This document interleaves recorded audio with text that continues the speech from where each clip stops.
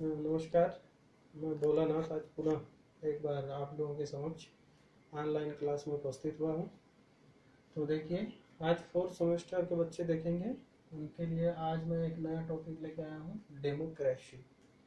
जैसे कि unit first में ही जो तीसरी लाइन है उसमें क्या है, उसमें ये डेमोक्रेसी है। तो ये डेमोक्रेसी क्या है? डेमोक्रेसी को पहले जान लीजिए आप, इसे हम लोकतंत्र कहते हैं।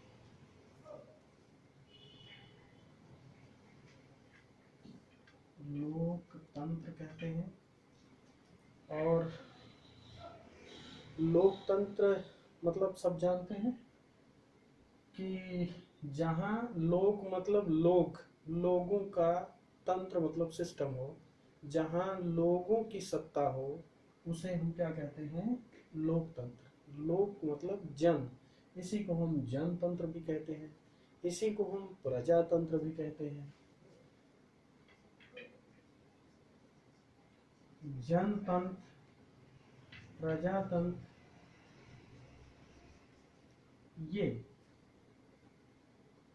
ये सारे शब्द क्या हैं? सिनोनिम्स हैं।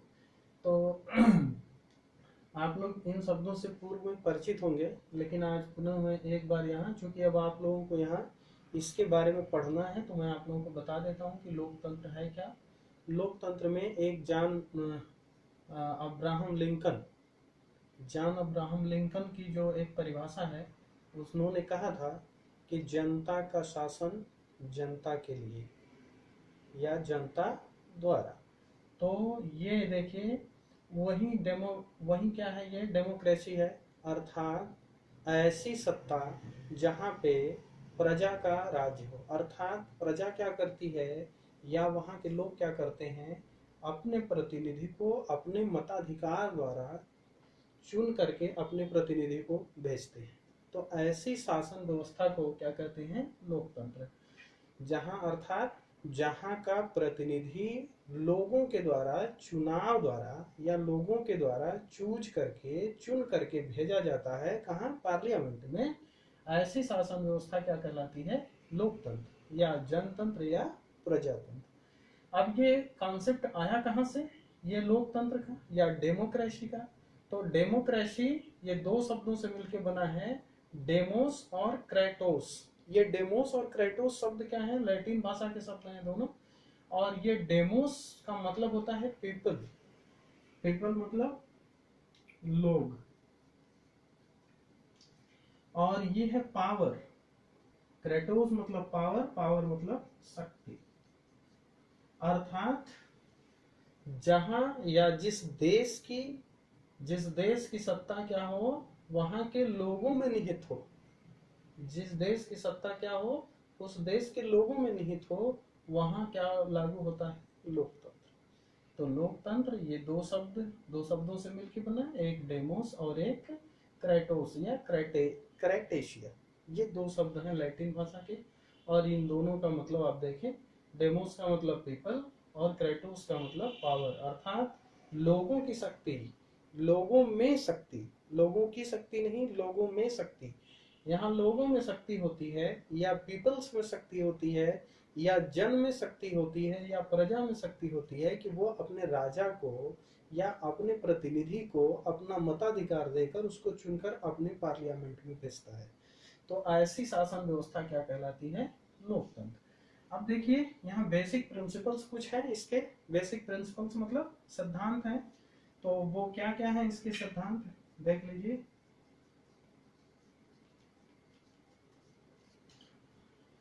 यहाँ पे बेसिक प्रिंसिपल्स ऑफ डेमोक्रेसी, कुछ सिद्धांत हैं, बेसिक प्रिंसिपल्स हैं किसके? डेमोक्रेसी के या प्रजातंत्र के। वो कौन कौन से सिद्धांत हैं देख लीजिएगा। पहला है फ्रीडम। फ्रीडम मतलब होती है स्वतंत्रता। और दूसरा होता है इक्वलिटी, मतलब होती है समानता। और तीसरा होता है फ्रेटर्निटी, जिसका मतलब होता है भ्रातृत्व। और जस्टिस मतलब होता है न्याय। तो ये कुछ इसके सिद्धांत है डेमोक्रेसी के। अर्थात जिन मूलभूत सिद्धांतों पर प्रजातंत्र काम करता है वो कौन कौन से हैं? ये 4 मूलभूत सिद्धांत हैं। उनमें से पहला सिद्धांत क्या है? फ्रीडम का, अर्थात लोकतंत्र। लोकतंत्र का सबसे बड़ा सिद्धांत है स्वतंत्रता, अर्थात यहाँ कोई भी परतंत्र नहीं रहेगा। अर्थात यहाँ पे प्रत्येक व्यक्ति स्वतंत्र है, प्रत्येक व्यक्ति का अपना एक खुद का मत होता है, और वो इस पक्ष के लिए स्वतंत्र होता है कि वो अपना मताधिकार चाहे जिसको दे सकता है, वो अपनी इच्छा अनुसार। यहाँ पर किसी की जोर जबरदस्ती नहीं होती, अर्थात यहाँ राजा का बेटा राजा नहीं बन सकता। यहाँ जिसको लोग चाहेंगे उस चीज के लिए क्या है, यहाँ स्वतंत्रता दी गई है। अर्थात राजा को चुनने के लिए यहाँ लोगों में क्या है, स्वतंत्रता दी गई है। अर्थात यहाँ राजा को चुनने के लिए लोग क्या हैं, स्वतंत्र हैं। अर्थात ऐसी व्यवस्था जहाँ पे किसी भी प्रकार की बंदिश ना हो, व्यक्ति स्वतंत्र हो, स्वच्छंद मन से अपना काम करे, तो यहाँ सभी लोग स्वतंत्र हैं और क्या करते हैं, अपने मताधिकार द्वारा अपना प्रतिनिधि का चुनाव करते हैं। और इक्वलिटी, सबके मताधिकार का एक वोट सबके पास है, और वो सबका वोट बराबर है। पूरे इंडिया में वो कहीं भी रहे, उस वोट की इक्वलिटी कहीं भी कम नहीं होगी। तो इसीलिए यहाँ इक्वलिटी की बात करता है कौन? डेमोक्रेसी, लोकतंत्र। लोकतंत्र कहता है कि पहले कि इस देश के लोग, जहां लोकतंत्र है उस देश के लोग क्या होंगे, स्वतंत्र होंगे। उस देश के लोग इक्वल होंगे, समान होंगे, अर्थात मताधिकार के लिए भी वो स्वतंत्र हैं, और प्रत्येक लोगों के पास एक इक्वलिटी है, अर्थात एक मतदान प्रत्येक लोगों के पास है, अपना खुद का मत, और वो चाहे जिसे इच्छा हो दे सकते हैं। एक है फ्रेटर्निटी, ये है फ्रेटर्निटी। फ्रेटर्निटी क्या है? भातृत्व। अर्थात यहाँ पे वसुधैव कुटुंबकम की, जैसे लोग कहते हैं कि यहाँ वसुधैव कुटुंबकम का मतलब होता है विश्व हमारा परिवार से। तो यहाँ जो है, जहाँ लोकतंत्र लागू होता है वहाँ भातृत्व का गुण, फ्रेटर्निटी का गुण विराजता है। अर्थात यहाँ प्रत्येक लोग भातृत्व भाव से, अर्थात एक दूसरे को अपना परिवार मान के चलते हैं, भाई बहन मान के चलते हैं, और इस वजह से इस सिद्धांत का भी डेमोक्रेसी में अहम महत्व है। आगे है जस्टिस, और इस डेमोक्रेसी में सबको बराबर न्याय की व्यवस्था है। एक छोटे से छोटा आदमी भी न्याय के लिए अदालत का दरवाजा खटखटा सकता है, और एक बड़े से बड़ा आदमी भी अदालत के दरवाजे पर जाके न्याय के लिए क्या कर सकता है, दरवाजा खटखटा सकता है। किसके लिए? न्याय के लिए। तो लोकतंत्र में ये 4 सिद्धांत, लोकतंत्र के ये बेसिक 4 प्रिंसिपल जो हैं वो सबको समान रूप से वितरित है, इसमें कोई भी दिक्कत नहीं है। किसी को जो चाहे जैसे चाहे अपने देश में वह स्वतंत्र है, समान है, एक दूसरे से भ्रातृत्व का व्यवहार रखता है, और न्याय संगत तरीके से रह सकता है इस देश में। क्यों? क्योंकि उसके लिए भी बराबर न्यायालय के दरवाजे सबके लिए एक समान खुले हैं, किसी के लिए कम या ज्यादा नहीं। ये बेसिक प्रिंसिपल थे। अब देखिए जो मेन फंक्शन हम लोगों को पढ़ना है वो क्या है, एजुकेशन इन डेमोक्रेसी। तो ये कुछ रहे बेसिक चीजें जिनके बारे में हमने आपसे चर्चा की। देख लीजिए,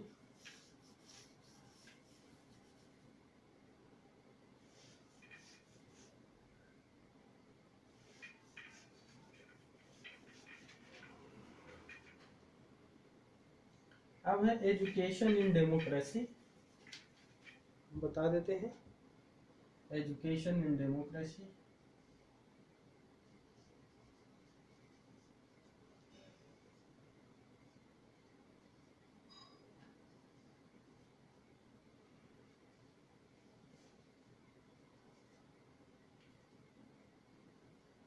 एजुकेशन इन डेमोक्रेसी, तो देखिए एजुकेशन इन डेमोक्रेसी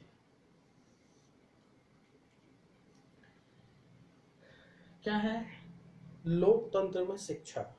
तो देखिए अगर हम शिक्षा की बात करें लोकतंत्र में, तो यहाँ पे जैसा कि आपने अभी पढ़ा कि 4 इसके मूलभूत सिद्धांत हैं प्रजातंत्र के: स्वतंत्रता, न्याय, भ्रातृत्व, और क्या था एक, जो भी 4 मूल प्रिंसिपल थे, वो चारों के तहत यहाँ पे आपको न्याय की उपलब्धता है और समानता, या यहाँ पे आपको समानता है, स्वतंत्रता है, न्याय है और भ्रातृत्व है, ये चारों मिलते हैं। ऐसे स्थिति में, डेमोक्रेसी स्थिति में या डेमोक्रेटिक लोकतांत्रिक अवस्था में क्या होता है, शिक्षा व्यवस्था कैसी हो सकती है।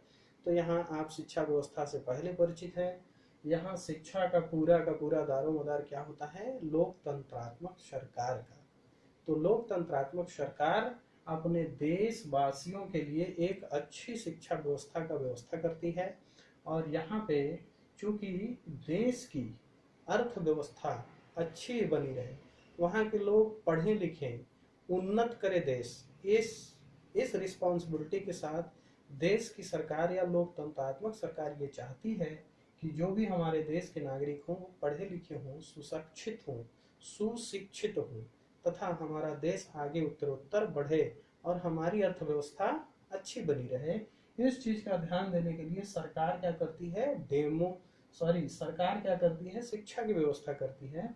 और ये शिक्षा की व्यवस्था किन स्तरों पे होती है, तो हमारे यहाँ शिक्षा व्यवस्था 3 स्तरों पे सरकार प्रोवाइड कराती है। एक प्राथमिक लेवल पे, एक प्राइमरी टीचिंग या एक प्राइमरी एजुकेशन, एक सेकेंडरी एजुकेशन, और एक क्या होता है, टर्शियरी लेवल पे।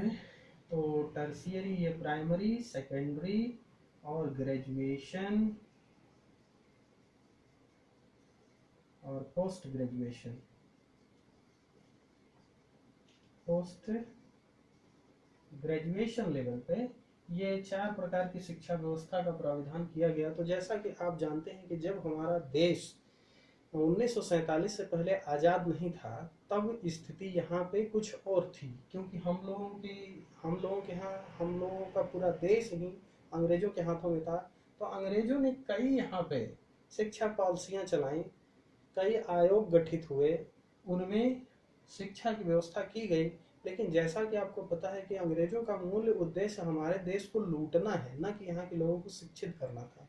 तो इसलिए वो शिक्षा व्यवस्थाएं कहीं न कहीं से हम लोगों के देशवासियों के लिए बहुत हितकर नहीं हुई। लेकिन जब 15 अगस्त 1947 में हमारा देश आज़ाद हुआ, तो आज़ादी के बाद जो सबसे पहला कमीशन बना, वो बना विश्वविद्यालय आयोग, और राधा कृष्णन कमीशन भी कहते हैं उसे। उस कमीशन के बाद उत्तरोत्तर फिर मुदालियर कमीशन, फिर कोठारी कमीशन, फिर 1986 की शिक्षा नीति, फिर 1992 की शिक्षा नीति, 2005 का PWD एक्ट, और उसके बाद एक अभी आप सुन रहे हैं शिक्षा नीति 2019। तो आप देख रहे हैं कि डेमोक्रेटिक सरकार जो होती है, लोकतंत्रात्मक सरकार, वो अपने यहाँ शिक्षा की व्यवस्था करती है। और हमारे यहाँ जो शिक्षा है गणतंत्र में, हमारे यहाँ गणतांत्रिक शिक्षा क्या है, समवर्ती सूची का विषय है। समवर्ती सूची का विषय है। और समवर्ती सूची किसे कहते हैं, कॉन्करेंट लिस्ट। समवर्ती सूची मतलब ये समवर्ती सूची में शिक्षा का विषय है, अर्थात इस पे सेंटर और इस पे स्टेट दोनों क्या कर सकते हैं, नियम कायदे कानून बना सकते हैं। तो इसलिए समवर्ती सूची का शिक्षा यहाँ पे अपने भारत में, जब लोकतंत्र हमारा देश हुआ और 15 अगस्त 1947 को गणतंत्र हुआ, तो वहाँ पे गणतंत्रात्मक व्यवस्था में समवर्ती सूची में शिक्षा को डाल दिया गया। और ये समवर्ती सूची का शिक्षा में डालने से तात्पर्य ये है कि इस शिक्षा पर दोनों सेंटर तथा राज्य या केंद्र तथा राज्य दोनों मिलकर कानून बनाते हैं। जब आवश्यकता पड़ती है, अगर कभी विवाद की स्थिति पैदा होती है, तो उसमें केंद्र के कानून मान्य होते हैं, राज्य के इग्नोर कर दिए जाते हैं। तो ऐसी शिक्षा व्यवस्था यहाँ थी या है।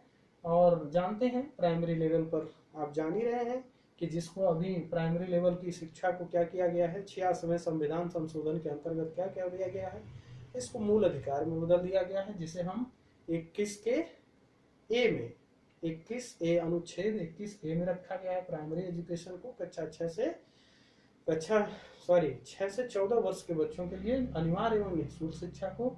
उसके बाद सेकेंडरी एजुकेशन है, जो कि माध्यमिक शिक्षा क्या है, आयोग, माध्यमिक शिक्षा आयोग के माध्यम से ये या सेकेंडरी एजुकेशन सीबीएसई या आईसीएसई के माध्यम से संचालित होता है। और वो ग्रेजुएशन है, विभिन्न प्रकार की यूनिवर्सिटीज, विभिन्न प्रकार के कॉलेजेस स्तर पे ग्रेजुएशन तथा पोस्ट ग्रेजुएशन की शिक्षा की व्यवस्था सरकार द्वारा की गई है। तो इस प्रकार से हम समझते हैं कि आपको ये चीज़ें अब क्लियर हो गई होंगी कि जो चीज़ें हम बताना चाह रहे हैं। तो ये आप आज का हमारा टॉपिक रहा क्या, डेमोक्रेसी एंड एजुकेशन। तो आज के टॉपिक में इतना हमने आपको बताया, और हम नेक्स्ट टॉपिक में आपसे बात करेंगे सोशल जस्टिस एंड इक्वालिटी की।